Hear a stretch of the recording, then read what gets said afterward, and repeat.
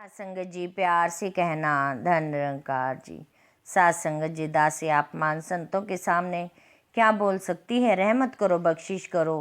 प्यारी सात संगत जी दासी भी सेवा सिमरन सत्संग करते हुए आप जी के चरणों में, बाबा जी के चरणों में लगी रहे। प्यारी सात संगत जी दासी बाबा जी के कहे मुताबिक चल पाए, कभी भी सेवा करने की कटौती ना करे। सात संगत जी हम मांगने के लिए तो सबसे आगे होते हैं, लेकिन सात संगत जी कहीं सेवा की बात आ जाती है तो हम पीछे हटकर खड़े हो जाते हैं। सात संगत जी आप जी तो बहुत सेवा भाव वाले हो। यह तो सात संगत जी दासी अपने लिए ही मांगती है कि दासी सेवा से पीछे ना हटे और अपने सतगुरु के आदेश पर चल सके। ऐसे ही सात संगत जी एक बार की बात है, बाबा जी का सत्संग चल रहा था और सारी सात संगत जी सत्संग बहुत ही ध्यान से सुन रहे थे। सात संगत जी तभी बाबा जी ने सत्संग में से 3 महात्माओं जी को उठाया और उनको कहा कि आप जाओ और 5-5 किलो सेब लेकर आओ। प्यारी सात संगत जी सारे सात संगत बहुत हैरान थी कि इसमें बाबा जी की क्या मर्जी है, लेकिन सात संगत जी यहाँ तो एक गुरु का आदेश होता है और प्यारी सात संगत जी उसे अपने आप को भाग्यशाली समझकर खुश हो जाते हैं। सात संगत जी वो तीनों सेब लेने के लिए चले जाते हैं। सात संगत जी उनमें से एक महात्मा जो बहुत खुश होते हैं और मन ही मन सोचते हैं कि आज तो मेरे सतगुरु ने जरूर मुझ पर कोई कृपा की है, मेहर की है, जो मुझे सेवा का मौका दिया है। यह तो किसी किसी के भागों में होता है। वह ऐसे ही बहुत सारे बातें सोचते जा रहे थे और खुशी का कोई ठिकाना नहीं था उनका। फिर सात संगत जी जो दूसरे महात्मा जी मन ही मन सोच रहे थे कि आज ऐसा क्या है जो सतगुरु ने हमें सेब लेने के लिए कुछ कह दिया। ये सेब तो बाबा जी खुद तो खाएंगे नहीं, सात संगत जी बंटवाने के लिए ही जरूर कहा होगा। ऐसे ही सात संगत जी तीसरे महात्मा जी भी मन ही मन परेशान होते जा रहे थे और कुछ कुछ मुंह से बुदबुदा रहे थे। सात संगत जी फिर पहले वाले महात्मा जी आम की दुकान पर जाकर बोले कि मुझे सबसे अच्छे वाले सेब दे दो, जो कि बहुत मीठे व साफ सुथरे हों। वो मुझे सेब 5 किलो दे दो और यह सेब मेरे सतगुरु ने मंगवाए हैं। उनसे यह बात बहुत खुशी जाहिर करते हुए और उस सेब वाले दुकानदार को कही।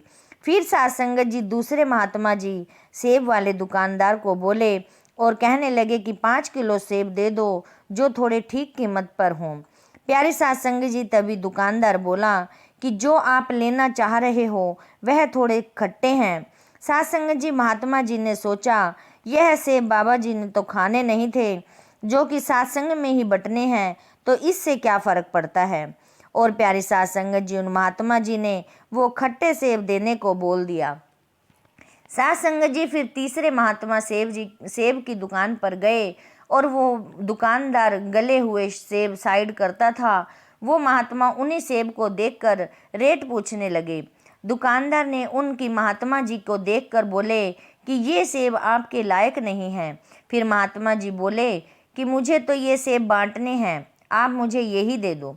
सात संगत जी उन महात्मा जी को देखने के बाद उस दुकानदार ने वही सेब महात्मा जी को दे दिए। सात संगत जी तीनों महात्मा जी सत्संग में पहुँचे और वहाँ बाबा जी के करीब खड़े महात्मा जी के हाथ में देने लगे। सात संगत जी हमारे सतगुरु से क्या छिपा है। सात संगत जी सतगुरु तो जानी जान होते हैं। तभी बाबा जी ने कहा कि इन तीनों महात्मा के सेब इनके अपने अपने वापिस दे दो और इन महात्माओं को एक अलग अलग कमरे में 3 दिन के लिए बंद कर दो।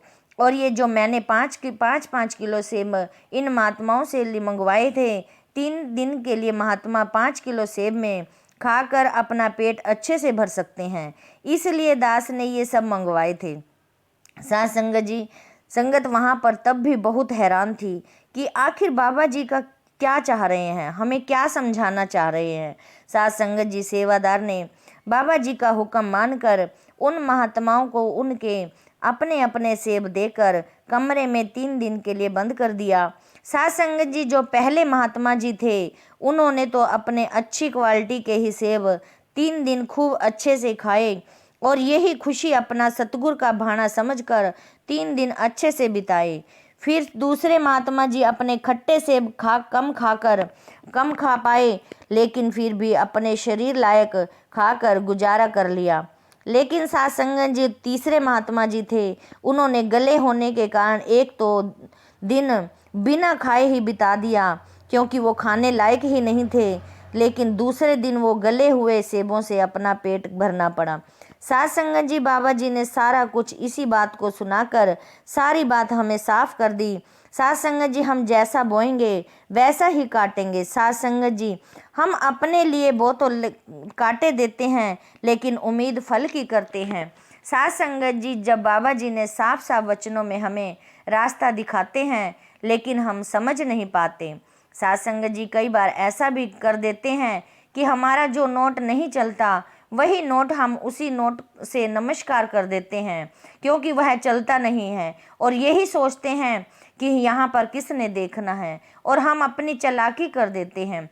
किसी को क्या पता चलेगा या नहीं। सात संगत जी हमारा सतगुरु पूर्ण सतगुरु है, वह हर बात से वाकिफ है, हमारी हर बात जानते हैं, और यही चलाकियाँ जो हम चलाकियाँ कर जाते हैं। सात संगत जी हम इन चलाकियों को छोड़कर अपने सतगुरु के चरणों में लगे रहें और उनके भाणे में रहकर तन मन धन से सेवा सिमरन करते रहें। सात संगत जी दासी को भी मेरे सतगुरु अपने चरणों से लगाए रखें, यही दासी की भी मेरे मुर्शिद से प्रार्थना है। सात संगत जी प्यार से कहना, धन निरंकार जी।